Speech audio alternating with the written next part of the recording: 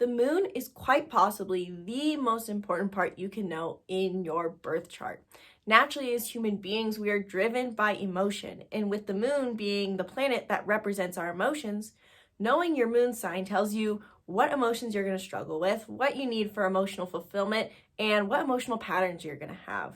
So not only should you know the sign that your moon is in, but you also need to know what house it's in, because it's going to show you where your emotions are going to show up most in your life. So in this video series, I'm covering everything you need to know about having your moon in not the sign, but in the house it is in. So I will be covering what it means in this video specifically to have your moon in your first house. If you don't know what the houses are, don't worry, I will be covering that in this video.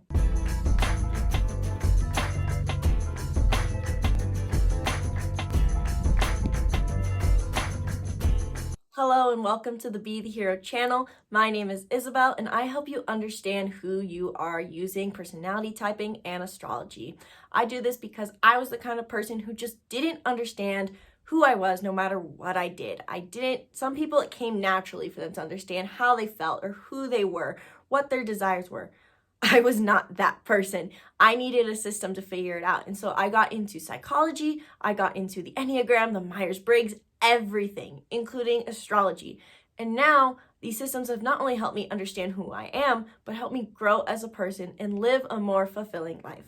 So that is why I'm here today to share with you what it means to have the moon in the first house, also known as the ascendant or the rising. If you don't know what your moon sign really is, if you don't know what the houses are, I'm going to cover that all in this video and give you some tips on what you should do so that you can live a more emotionally fulfilling life using this information. So before I dive into what it means to have the moon in your first house, what is the moon anyway?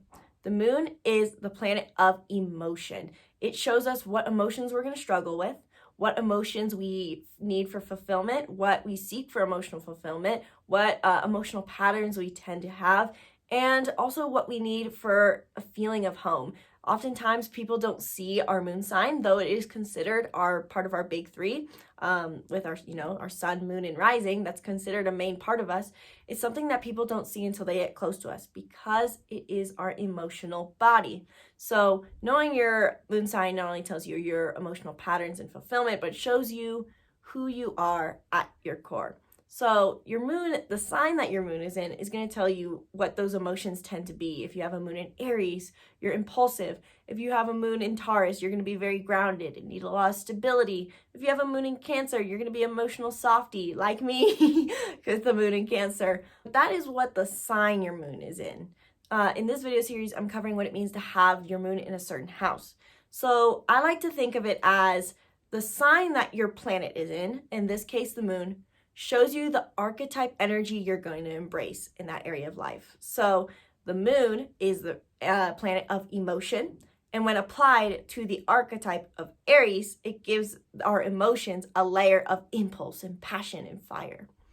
But the house is different.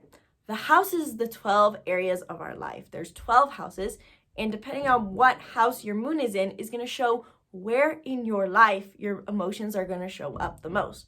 For example, I have my moon in my 7th house, which I will be covering more about in my 7th house moon video.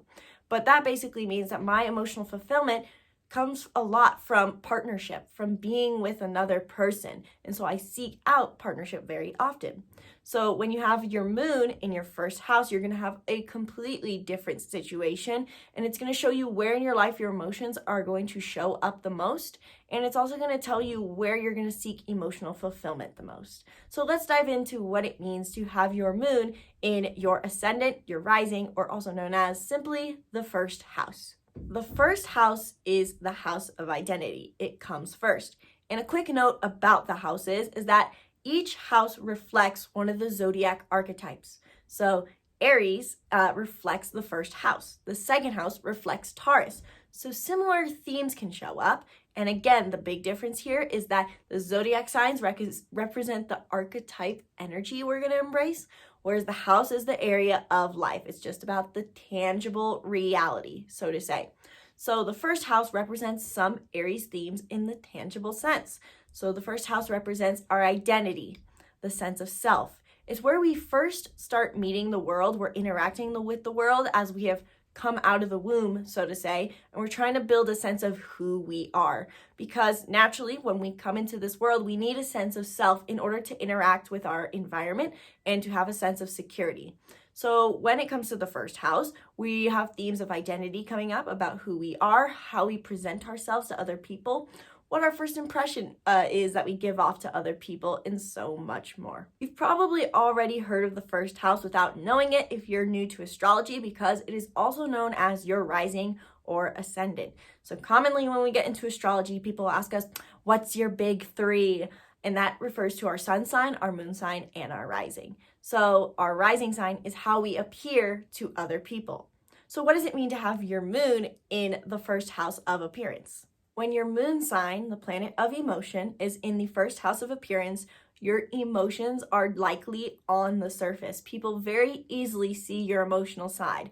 Now, this doesn't mean that you're a very soft and sensitive person who cries all the time or gets frustrated easily. It just means that whatever archetype sign that your moon is in, whether that's Aries, Aquarius, or Cancer, people are going to see that immediately. So I definitely recommend cross-referencing my other series on the moon through the signs while watching this video, before or after. Watch what it means to have your moon in a specific sign and see how those behaviors are very much on the surface if you have a moon in your first house. So with a moon in a first house, your tendencies, whether they're aggressive or neutral, emotionally detached or impulsive, whatever it is, that's going to be on the surface to other people. People very easily see what your emotions are. You're not the kind of person to hide what you feel. You're very open and expressive. You are not afraid to share what you feel, and you're very open with what you need for emotional fulfillment. Whatever it means, whatever it is that you need for emotional fulfillment. Like I said, it changes based on what sign your moon is in as well. But with a moon in a first house, not only is your emotions on the surface, but they can appear fast changing. So to understand this a little better, the moon changes signs every 2.5 days. So this is why it's important to know your exact time of birth, because it's easy for your moon to change signs based on not knowing your time of birth. You might think that you have a moon in Leo, but turns out if you were born later in the day, you'd have a moon in Virgo. So that means with the 2.5-day cycle that the moon has, it kind of signifies how we not normally have changing emotions. Our emotions are very volatile to some degree. They change based off our environments, some signs faster than others. So with a moon in your first house, people see these changes on the surface very quickly. So you might be someone who's labeled hot-tempered or hot and cold, someone who has fast-changing emotions.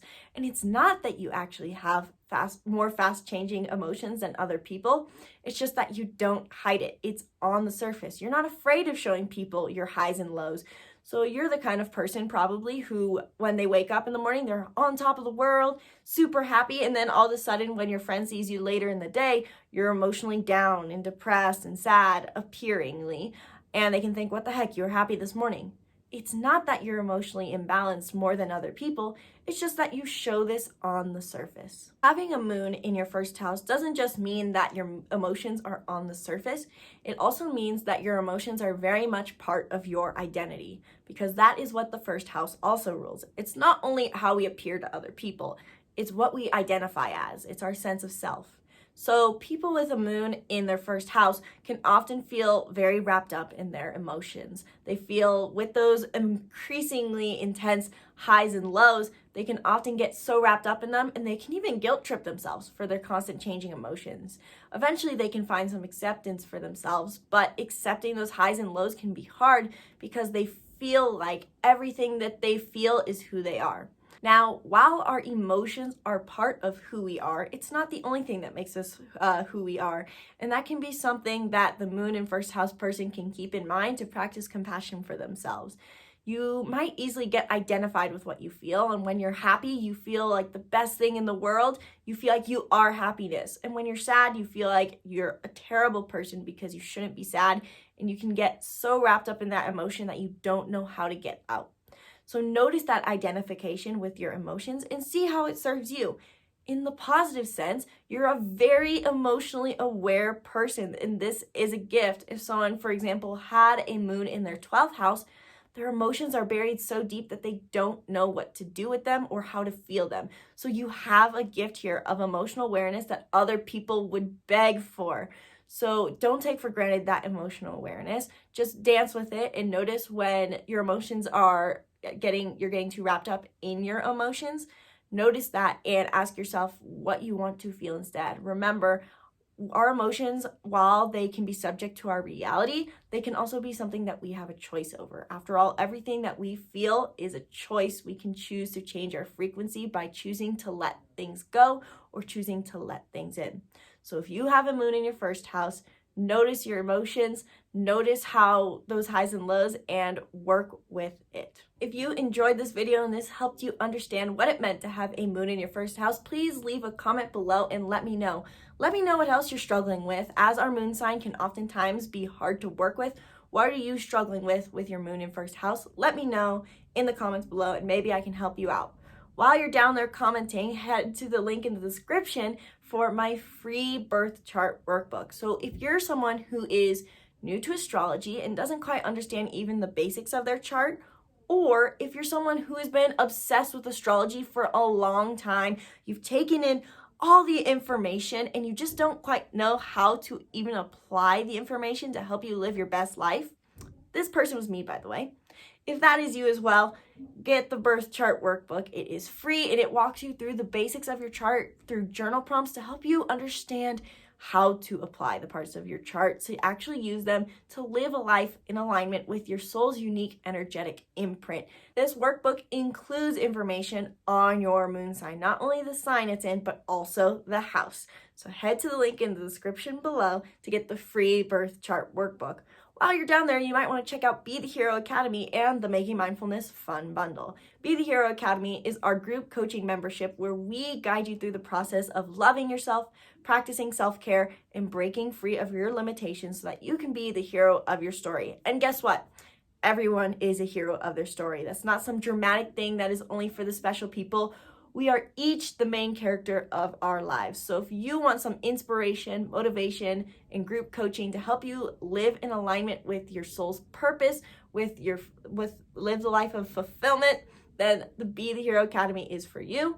And like I said, the Making Mindfulness Fun Bundle is our workbook bundle where you get all of our workbooks for only $30. We have 30 workbooks and courses on chakras, astrology, Enneagram, mindfulness for kids, mindfulness for teens, mindfulness for adults, and so much more. It is a ridiculous deal. It's basically you get 30 workbooks for each $1. I know, that's insane. And I have no idea how long I'm going to offer it for. So hit the link in the description below to get the Making Mindfulness Fun Bundle now. If you're interested in learning more about your chart and you want to understand more about your moon sign, I do offer readings. So you can hit the link in the description below to book a 30-minute reading for $30. And we can talk about anything you want in that 30-minute schedule.